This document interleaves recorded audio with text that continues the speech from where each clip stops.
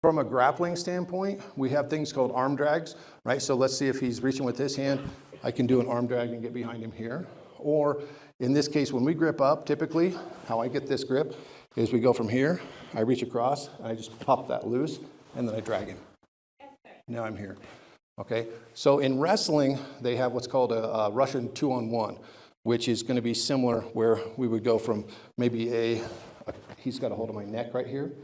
I turn my shoulder into that to pop it loose, but I catch at the same time. So I go here, I catch. All right. Now for you guys, it might be that you're doing a block. So if he throws a punch, maybe I block, parry, and get off to the side. So I have to move though. Right? I can't just stand there. I have to move to the side. Okay. Does that make sense to everybody? Yes, sir. Okay. So for you guys, what I want you to do is you can do this collar grip to start off with, or you can just get to the side and just start from this position, right? So left hand on his wrist, right hand on his collar. I'm stepping in so that I'm facing the same direction he is, and then I shoot my right leg back, and I'm pulling with my hands forward, like I'm gonna put him over here towards the camera, right? So I go here to here, okay? Does that make sense to everybody? Yes, okay. Be careful not to hit a locked out knee on your partner, okay? So I don't want to hit the front of his knee and make his leg buckle, okay? That's not my objective in this technique. I want to just bump his leg, kind of tripping him over the top of my leg, all right? So again, we're here. I step in, I go here, and I pull, okay? So he goes down into that all fours position, all right? So let's practice this about 5 times each, and we'll come around and help you guys. Okay? 1, 2, 3. Oh, let's try that again. 1, 2, 3. There you go. All right, you guys. Did that work out for you a little bit? Did that help you understand that technique a little bit better? Yes, sir. Okay. That's something I saw you guys doing earlier, and sometimes it looked really good, and sometimes it looked like it just needed to be tuned up a little bit. Okay? How many of you do falling practice in your dojangs and your dojos? How often? Do you do it every practice? Okay, so here's another secret to takedown confidence. There are 2 reasons that we practice break falls. Number 1 is so that when you fall involuntarily, right, be that because somebody takes you down or maybe you slip on the ice. Has anybody slipped on the ice around here lately? I've seen a couple people do it, right? How fast does that fall? Very fast. It's quick. Do you have time to think about what you're going to do? No. You don't. Boom, you're on the ground, okay? So you practice your break falls for when you involuntarily fall so that it becomes a reflex for you to fall properly and distribute those impacts throughout multiple impact zones so that you don't hurt your hip or your elbow or your shoulder, right? Does that make sense? Yes, sir. Okay, so that's number 1 reason for involuntarily falling. Number 2 reason is so that you can commit to doing a takedown.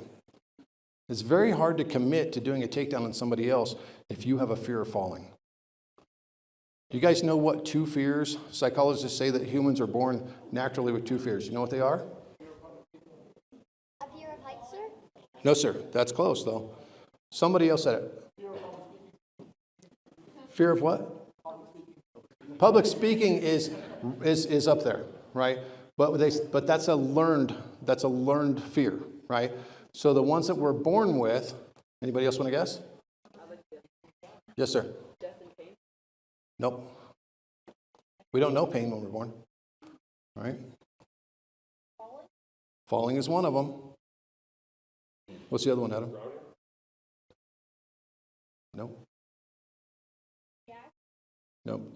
You guys are all on the right track. So let me tell you, the fear of falling and the fear of loud noises. That's the natural fears that we're born with.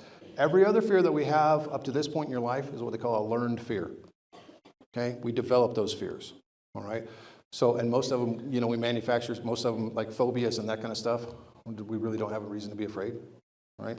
But the fear of falling and the fear of loud noises. When you do break fall practice, do you slap the mat? Is that a loud noise?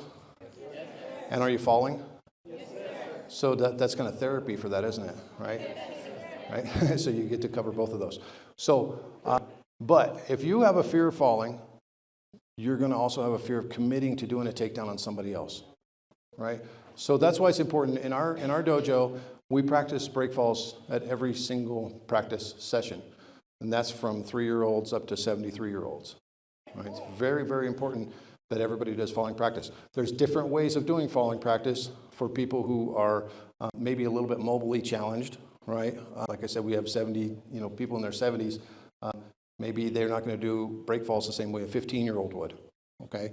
So, but we do break falls anyway. They learn, just like you guys learn a kata, you learn a form. Break falls can become a form where you don't have to think about it. Your body just does it. Make sense? Yes, sir. Okay, so I recommend that if you guys want to get really confident with your takedowns, practice break falls. That's a big thing, okay? We're not going to do that right now. Okay? We'll do that some other time. You do it later. We're going to work on another takedown, one that you guys, I didn't see you do it in your curriculum, but it's one of my favorites to teach because it's kind of a fun one to do, very controllable impact, and it can put you in a very dominant position right away, okay? So it's something that we call ko-uchigari. So ko-uchigari means minor inner reap, okay? So with this move, this is kind of like a foot sweep, right, that you guys might do. You might sweep the foot kind of thing, only we're gonna attack from the backside of the heel. So with this one, Brian's going to be in a bladed stance with his right foot forward. Everybody see this? Now for me, I'm going to shuffle in almost like I'm going to do a side thrust kick. Okay?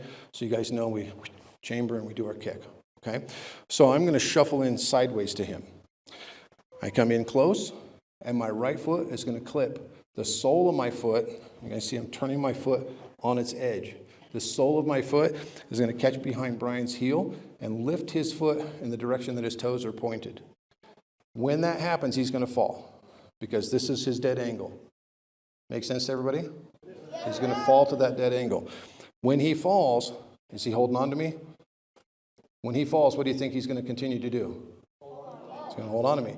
What's that going to do to me? It's going to pull me, okay? So I have to anticipate that. You guys understand that? If I know that that's going to happen, I can use it to my advantage. Okay? So as I shuffle in and I clip, he falls, he pulls me. Where did I go? I went with him. He fell gently. I did what we call a guard pass. Could I hit him from here? Could I take a better position from here? Is this also a decent position?